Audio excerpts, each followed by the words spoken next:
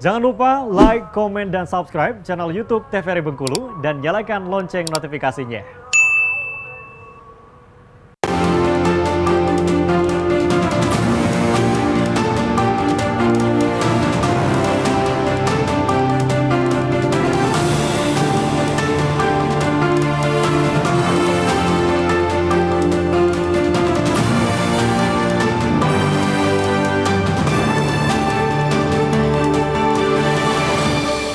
Oke, baik pemirsa, terima kasih Anda masih bersama kami di Brendo TVRI Bengkulu. Bersama saya Kula Nasrullah dengan tema kita yang masih sama, yaitu Stop Bullying Perempuan dan Anak. Gitu. Tadi sudah disebutkan atau dipaparkan bahwa penyebab dan dampaknya juga gitu kan, Mbak. Mungkin aku dari Mbak Lexi deh.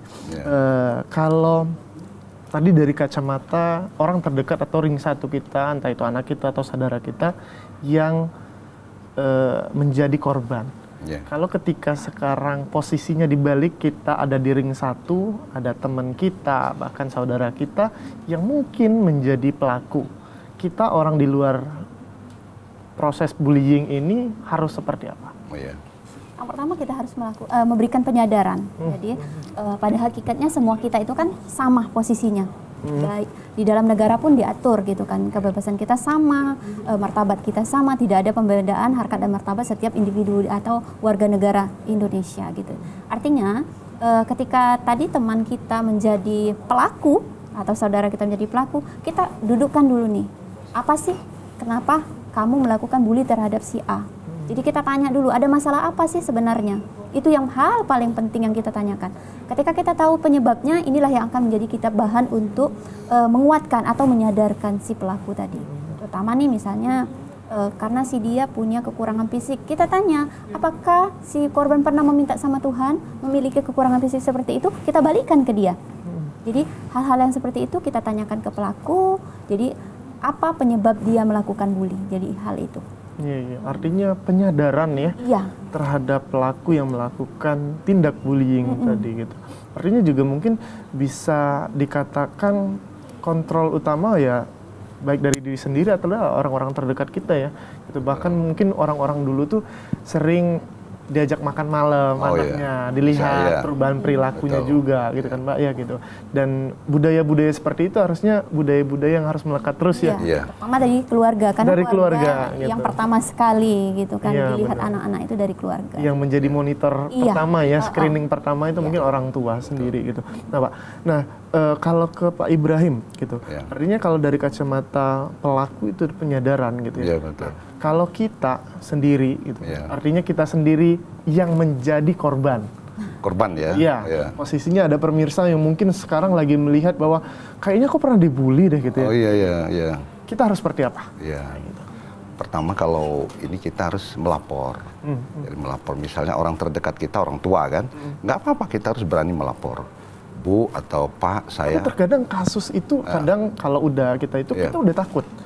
Nanti makin besar masalahnya. Oh iya, betul ya. Jadi seperti apa? Makanya tadi kalau dikaitkan dengan yang dijelaskan Mbak Lexi, artinya deteksi dini kan ada dengan orang tua. Nah artinya orang tua nyambung. Ada gejala, anak ini dibully, ada cemas, ada apa. Nah itulah nanti kita pancing. Artinya orang tua harus berani memancing supaya dia berani menceritakan. Nah kalau dia memang nggak berani menceritakan, paling tidak kita harus melihat gejalanya. Nah, mau tidak mau nanti kita ajak anak ini untuk berani menceritakan. Kalau tidak sampai ini terungkap, maka dia akan turun-turun terus. Imunnya bahasanya ya, psikologisnya akan terganggu terus. Nah, tapi kalau dia sudah berani menceritakan kepada, kalau misalnya ada teman dekat, kalau enggak ke guru atau ke orang tua, artinya sudah mulai membuka, ada upaya-upaya untuk meng-cut ya, artinya menyetop bullying ini. Nah, tapi kalau dia sampai tidak berani cerita, kita juga dah gali, dekati, tidak mau cerita. Nah, ini mungkin kita akan lakukan pendekatan kepada sekolahnya. Kenapa anak saya seperti ini? Kita cari tahu. Mungkin gurunya, mungkin wali kelasnya kalau di sekolahan kan. Atau mungkin di sekolah ada guru bimbing konselingnya kan. Nah, kita juga akan dekati, tanya. Pasti ada perubahan. Kalau orang tuanya itu syukur tidak terjadi yang tadi kita awali dengan disfungsional tadi. Artinya disisihkan dari keluarganya. Tapi kalau normal, orang tua lengkap, katakanlah tidak lengkap lebih normal ya, insya Allah akan terdeteksi. Tahulah paling tidak gejala-gejala perubahan anak kita kan ya, Mbak Lexi ya. Itu kalau di keluarga. Ya. Merasakan berarti adanya ketakutan mungkin ya, kecemasan juga Iya, Mbak ya. pasti nampak. Iya gitu. Nampak. Ataupun ya kalau dipancing cerita menghindar gitu ya. Iya. Itu bisa jadi salah satu gejala juga yang mungkin dideteksi oleh para orang tua gitu Betul. atau guru-guru juga Iya, itu di betul. sekolah karena kan banyak juga kasus ini kan terjadinya di sekolah Iya, bukan betul. di lingkup Iya. di rumah sendiri kayak gitu kan. Anak-anak itu di Gitu. sekolah kebanyakan. Dan kalau dari Mbak Lexi sendiri gimana nih? Maksudnya ketika kita jadi korban tadi kita harus melapor gitu. Andaikan gitu ya, menjadi orang tua nih nggak ada bahkan di rumah broken home untuk Ya gitu yang sering ya. ada ini.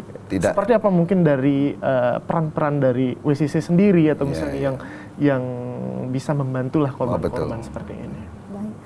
Karena saya juga dari saya perempuan terkait dengan hak perempuan dan anak perempuan.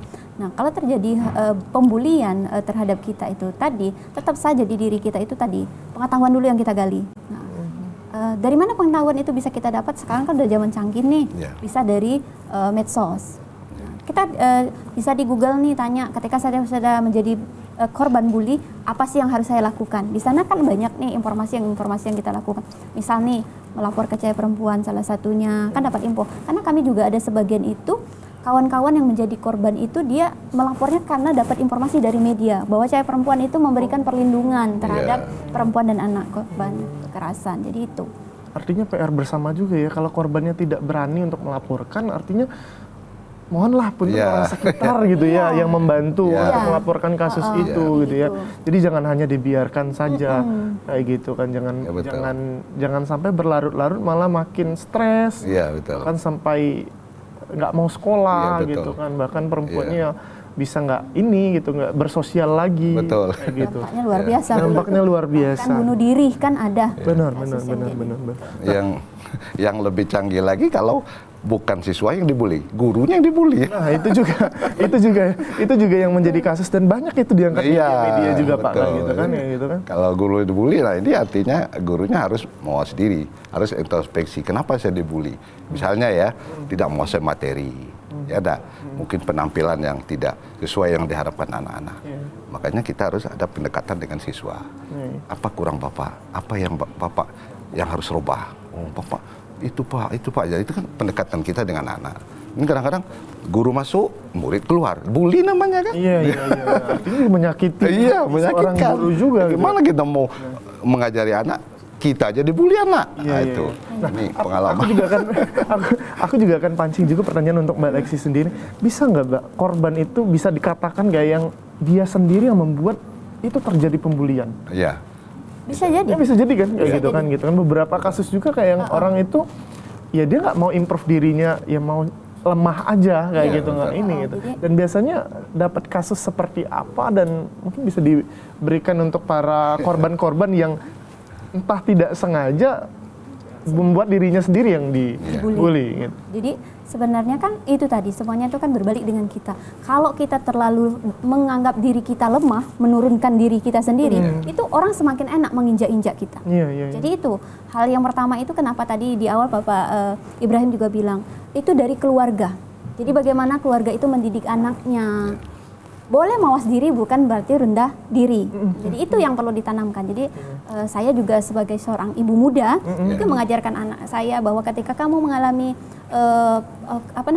dilecehkan atau diapakan sama diperundung dengan temanmu. Jadi kita tanya. Jadi ketika anak pulang sekolah pun jangan ditanya PR-nya berapa, dapat berapa, besok tugasnya apa, tapi tanya bagaimana tadi dengan teman-temannya, asik nggak bermainnya, seperti kalau anak-anak TK gitu kan. Jadi ada tugas nggak, Pak gurunya yang ini yang itu bagaimana. Jadi bukan kepo untuk menjelekkan, tapi kita mau mencari informasi apakah di luaran sana anak kita itu mengalami atau bahkan menjadi pelaku yang tadi. Jadi gitu. Ini juga untuk penguatan untuk diri kita sendiri ya. Perlu. Tidak boleh dibully gitu. Iya. Gitu ya, dari kita sendiri juga kita harus stop untuk dibully orang lain. Ketika orang misalnya membuli itu karena pakaian kita yang tidak sesuai. Memang sih terkait pakaian itu biasanya sih memang ada yang banyak membuli. Tapi terkait dengan harga, bukan harga yang menjadi patokan, tapi dengan bagaimana cara kita menjaga penampilan kita sehingga kalau kita seperti itu akan dibuli, berarti kita akan merubah diri kita. Jadi itu tadi. Baik, ditahan dulu, kayaknya semakin seru nih Mbak Lexi dan Pak Ibrahim, tapi kita akan jeda dulu. Untuk para pemirsa jangan kemana-mana, tetap di TVRI Bengkulu.